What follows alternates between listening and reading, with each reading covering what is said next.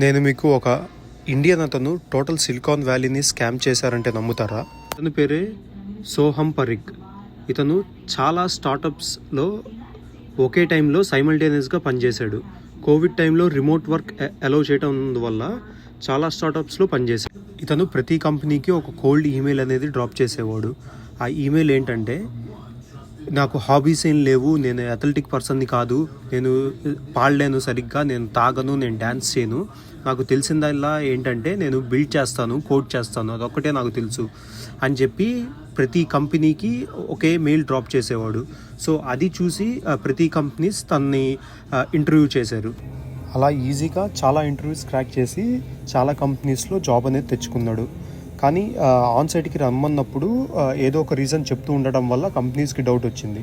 అలా one of the CEO ట్విట్టర్లో post చేశాడు. అతను ట్విట్టర్లో పోస్ట్ చేయగానే ఆ కంపెనీ CEO అలా చాలామంది దానికి రెస్పాండ్ అయ్యి తను మేము కూడా రీసెంట్గా ఇంటర్వ్యూ చేశాము, మేము కూడా రీసెంట్గా హైర్ చేశాము అని చెప్పి చాలామంది కమెంట్ చేశారు.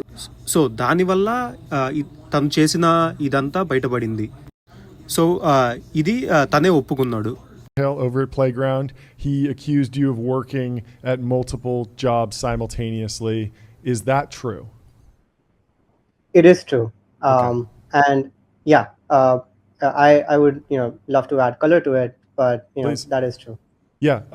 I guess the question is, do you believe that you were in, or do you believe that there was some sort of legal loophole that allowed you to do this without committing any sort of legal violation?